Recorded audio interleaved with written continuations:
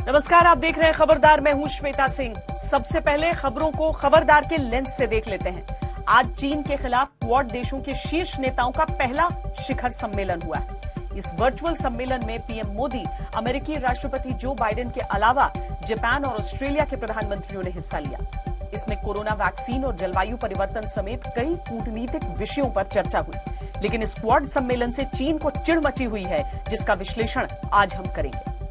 इसके बाद हम आपको आज भारतीय स्वतंत्रता संग्राम में दांडी मार्च की भूमिका पर आधारित ब्लैक एंड व्हाइट रिपोर्ट दिखाएंगे।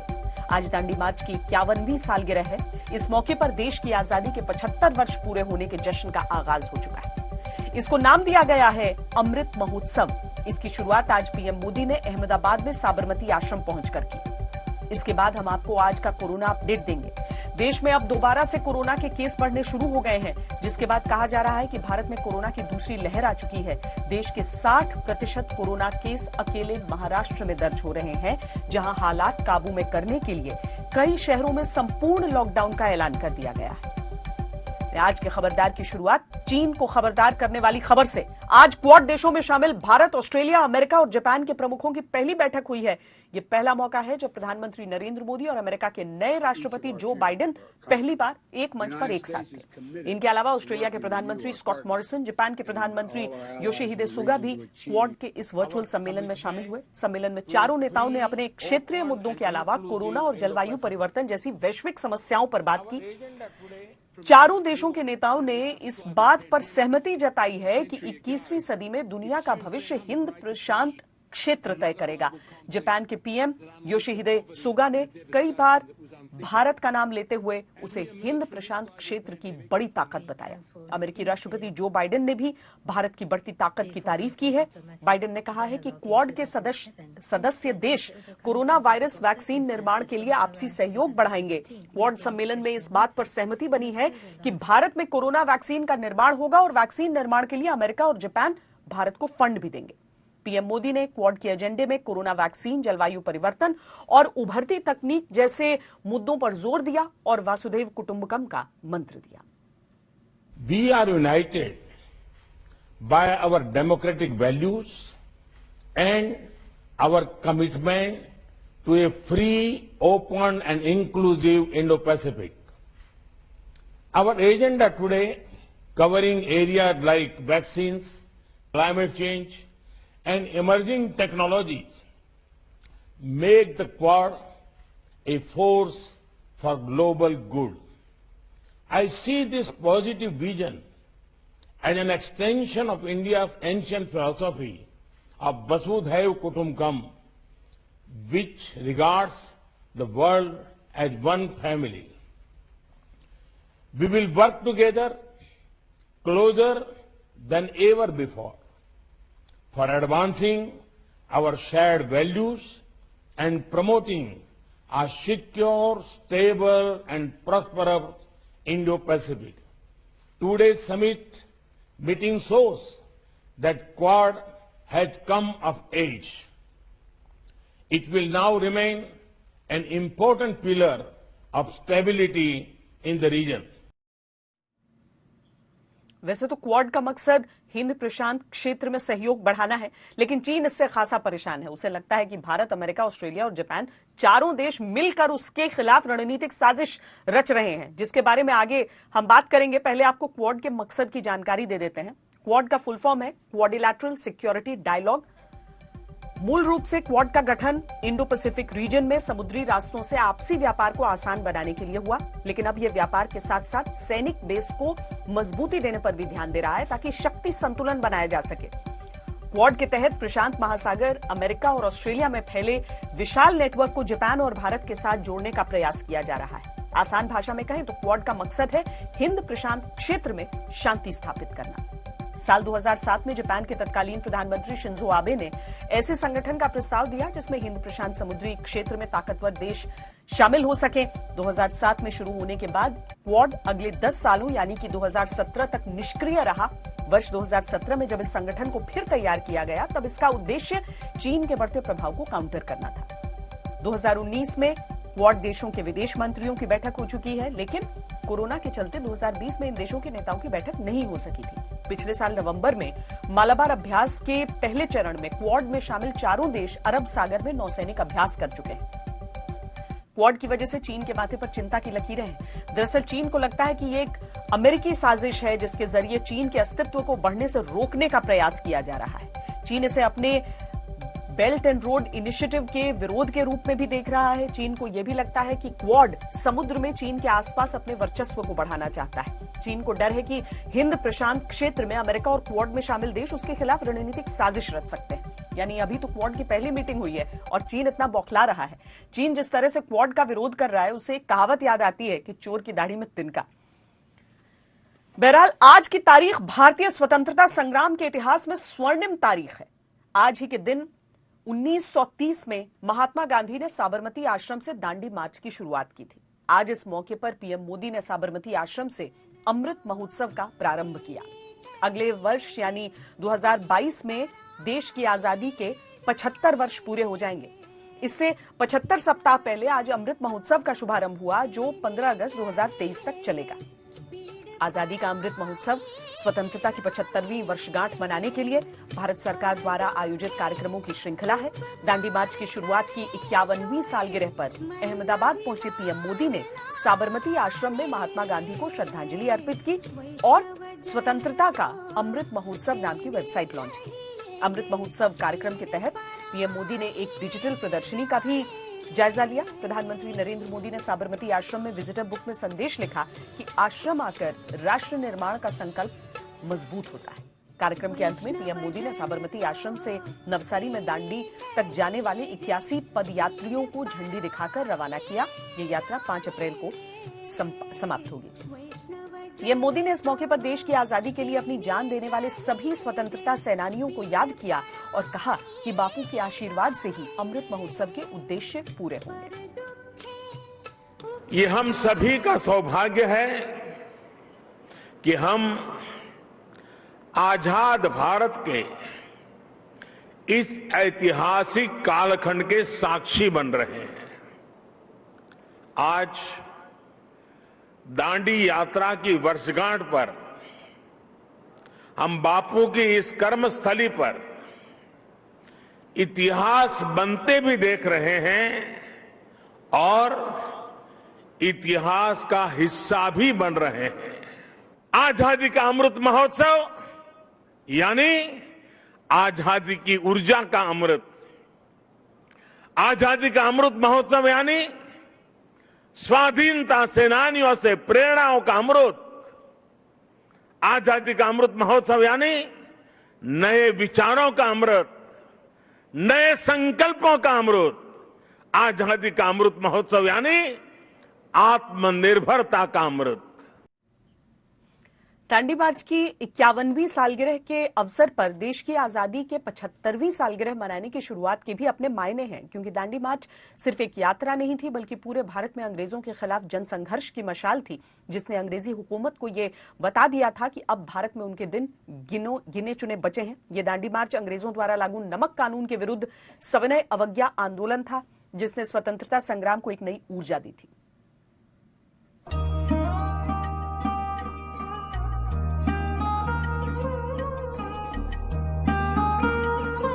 आज से ठीक 91 साल पहले 12 मार्च 1930 ये वो दिन था जब 63 वर्ष के महात्मा गांधी ने नमक का कानून तोड़ने के लिए दांडी मार्च की शुरुआत की थी।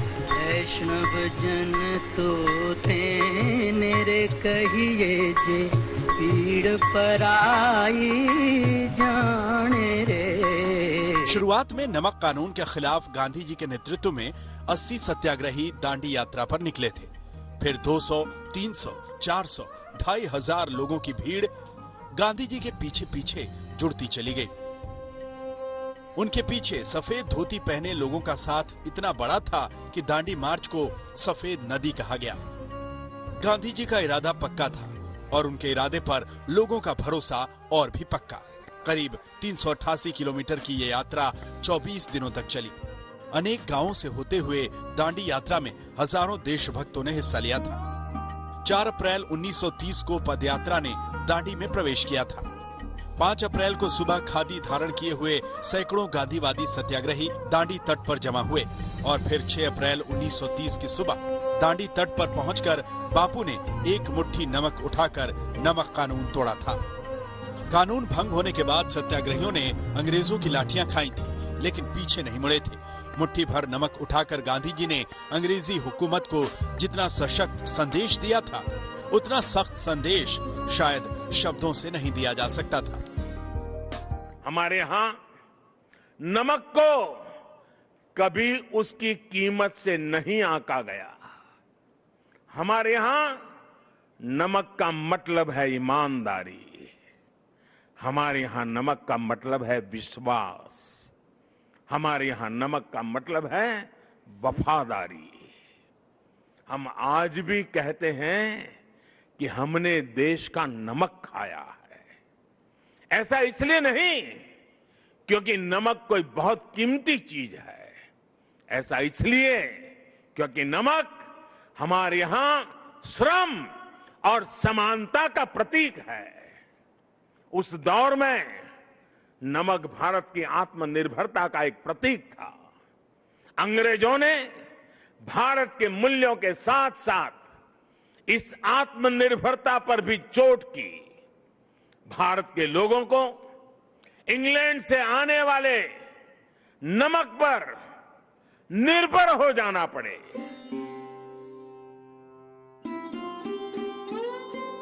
ऐसा नहीं था कि 1930 में नमक ही सबसे बड़ी समस्या थी जिसके लिए इतना बड़ा आंदोलन करना पड़ा।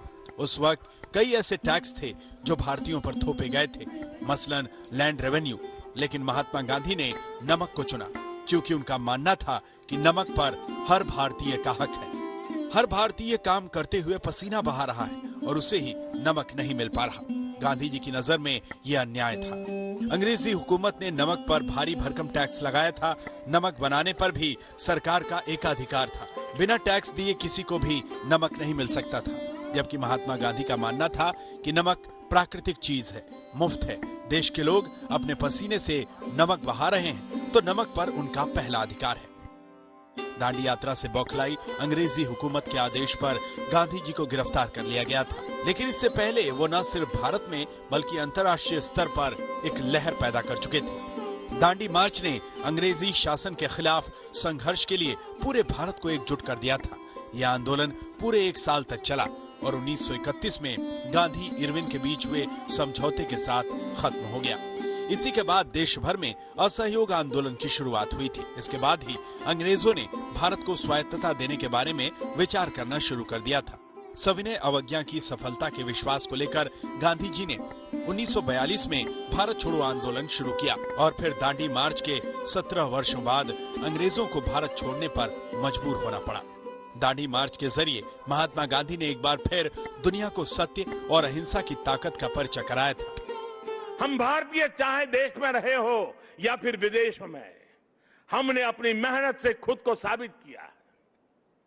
हमें गर्व है हमारे संविधान पर, हमें गर्व है हमारी लोकतांत्रिक परंपराओं पर। लोकतंत्र की जननी भारत आज भी लोकतंत्र को मजबूती देते हुए आगे बढ़ रहा है।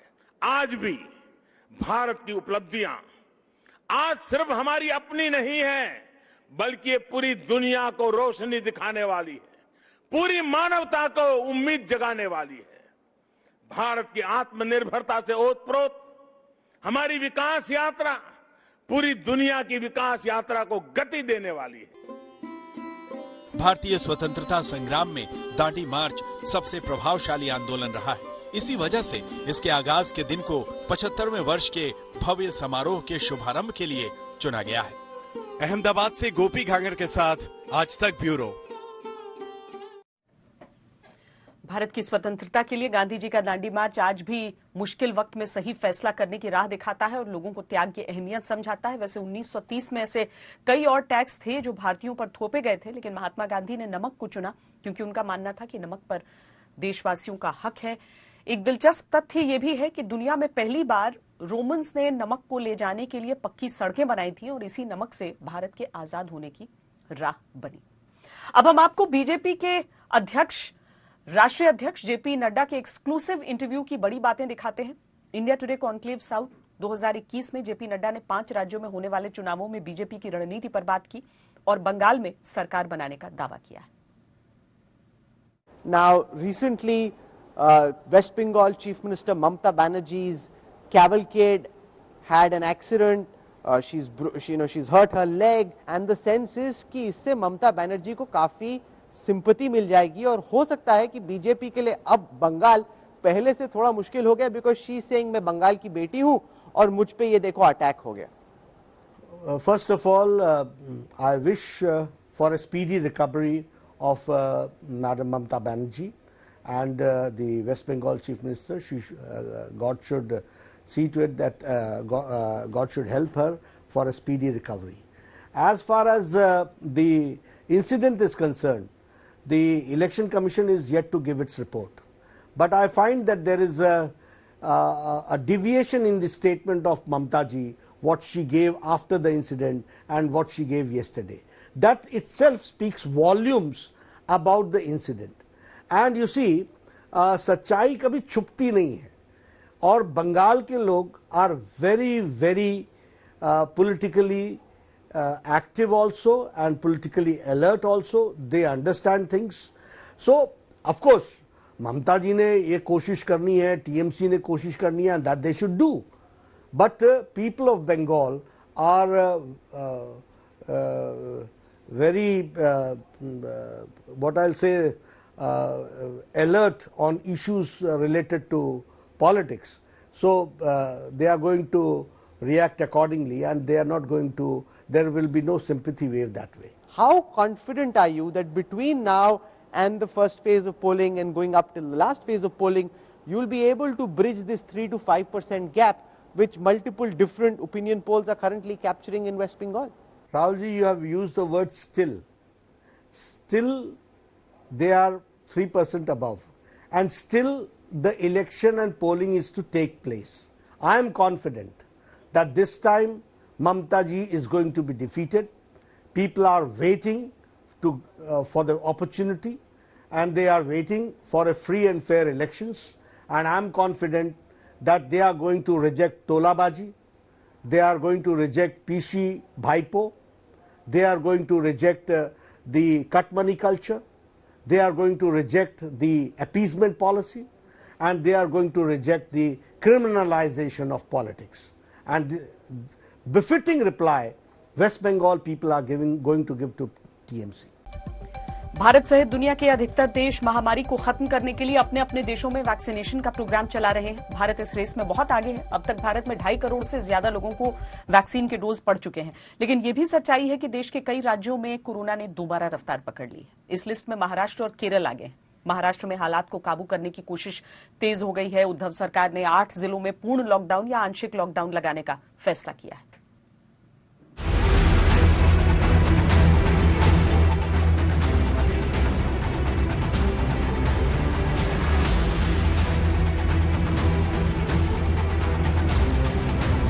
मार्च 2020 में कोरोना संक्रमण ने देश में अपने पांव पसारने शुरू किए तो संपूर्ण लॉकडाउन लगाना पड़ा था।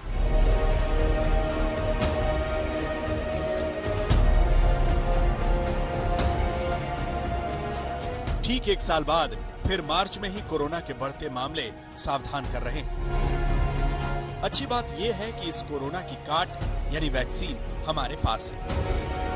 देश में अब तक करीब 2.5 करोड़ लोगों को वैक्सीन लगाई जा चुकी है। लेकिन हैरानी और खतरे की बात यह है कि महाराष्ट्र में कोरोना ने दोबारा रफ्तार पकड़ ली है। गुरुवार को महाराष्ट्र में 14,317 कोरोना के नए मरीज सामने आए। 7 अक्टूबर 2020 के बाद ये सबसे बड़ा उछाल है। नतीजा, महाराष्ट्र में लॉकडाउन की वापसी हो गई है। कई शहर पहरे में हैं।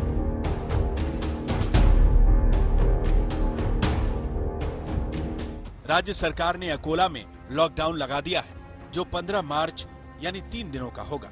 नागपुर में पहले ही 15 मार्च से 21 मार्च तक का 1 सप्ताह का लॉकडाउन लगाया गया है। सिर्फ जरूरी सेवा की छूट रहेगी। पुणे में नाइट कर्फ्यू के आदेश दे दिए गए हैं। रात 11 बजे से सुबह 6 बजे तक पाबंदी लागू रहेगी। उस्मानाबाद में रात के वक्त कर्फ्यू रहेगा।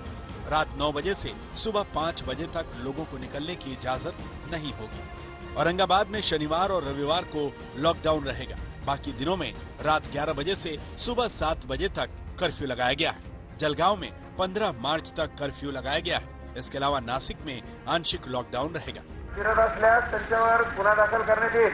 सर्वांनी आपली दुकानं बंद करून घ्यावे। 9 वाजेपासून लॉकडाउन सुरू झालेला आहे। इस वक्त स्थिति ये है कि महाराष्ट्र के अकोला में पूर्ण लॉकडाउन लगा दिया गया है। आज रात 8 बजे से 15 तारीख सोमवार तक अकोला में पूर्ण लॉकडाउन का ऐलान कर दिया गया है। हालांकि अकोला में एसेंशियल सर्विसेज को नहीं छुआ जाएगा। दूसरी तरफ विदर्भ का नर्व सेंटर नागपुर, यहां भी लॉकडाउन लगाया गया है। 1 हफ्ते का लॉकडाउन है। 15 तारीख से लेकर 21 तारीख तक नागपुर कमिश्नरेट, पुलिस कमिश्नरेट के अंदर जो इलाके आते हैं वहां पर पूर्ण लॉकडाउन लगा दिया गया है।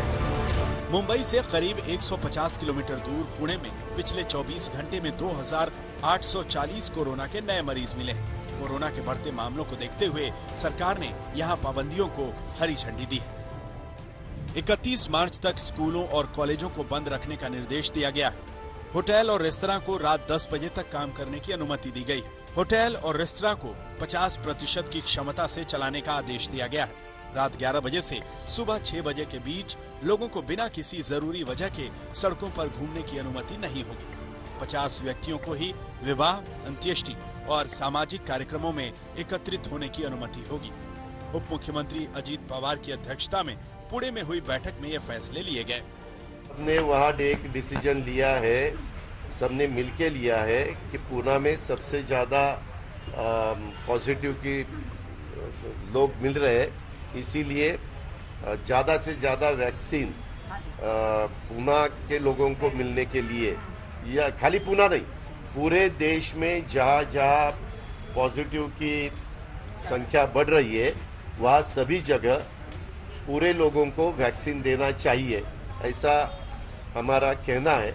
अजीत पवार इन्होंने खुद मीडिया से बात करते हुए कहा है कि हर हफ्ते वो इसके ऊपर ध्यान देंगे कि मरीज बढ़ रहे हैं या नहीं। साथ ही साथ केंद्र सरकार को ये भी प्रस्ताव भेजने की बात हो रही है कि जिन इलाकों में मरीजों की संख्या ज्यादा है वहां पर 18 के उम्र के ऊपर के लोगों को वैक्सीन दिया जाए ताकि हर्ड इम्यूनिटी की ओर हम समाज को ले जा सके। तो इस तरह से कदम उठाए जा रहे हैं। 11 मार्च तक महाराष्ट्र में कुल केस 22,66,000 से आगे निकल चुके हैं। करीब 17 दिन पहले 21 फरवरी को 21 लाख केस थे।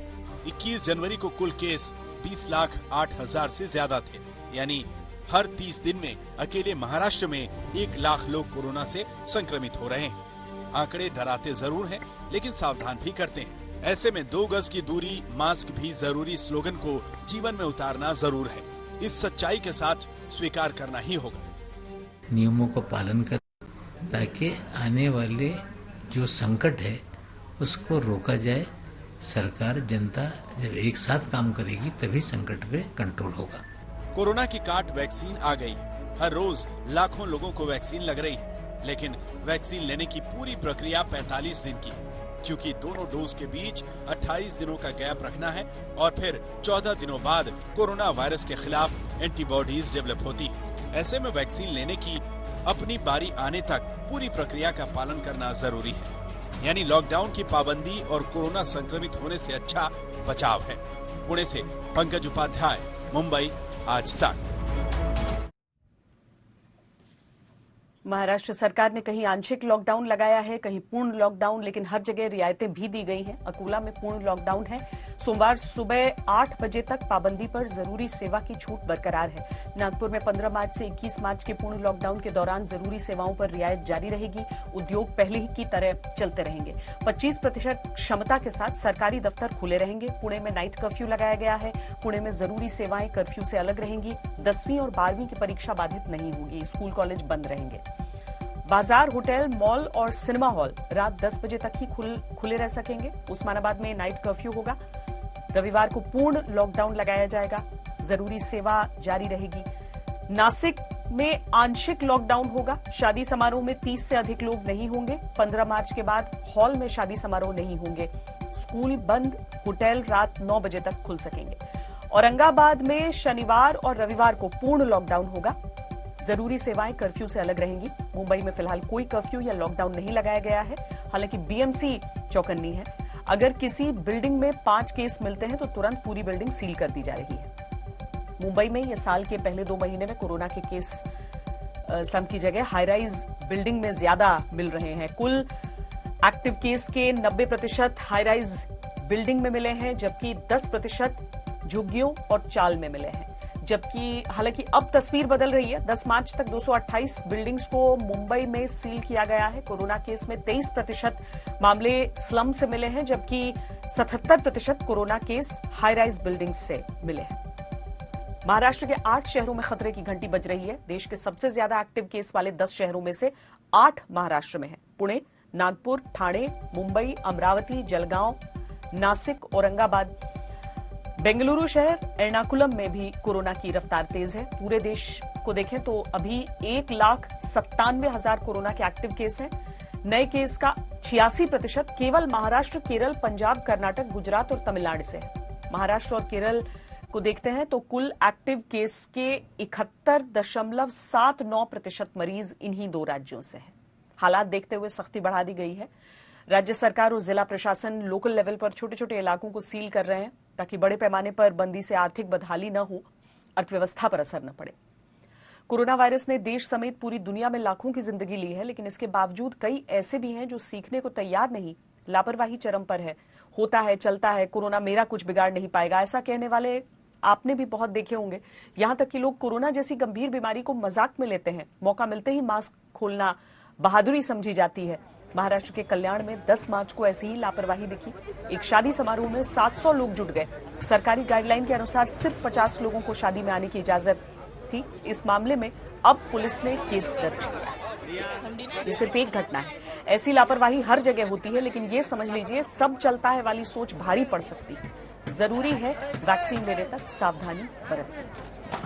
महाराष्ट्र में वाकई हालात डराने वाले होते जा रहे हैं। आज के भी आंकड़े आ गए हैं, जिसमें 24 घंटे में 15,817 नए मामले सामने आए हैं। अकेले मुंबई में 1,646 मामले दर्ज हुए हैं। महाराष्ट्र में 56 मरीजों की मौत भी हो गई है।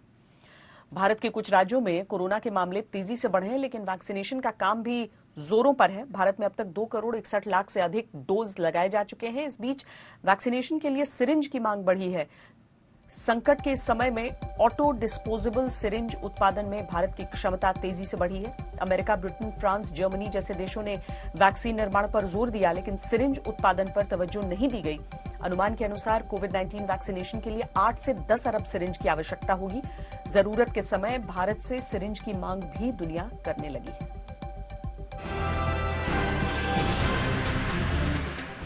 अब तक 71 देशों में कोरोना वैक्सीन सप्लाई करने वाला भारत दुनिया की वैक्सीन फैक्ट्री ही नहीं बन रहा, बल्कि कोरोना टीके के लिए सिरिंज उत्पादन में भी भारत ने अपना दम दिखा दिया है।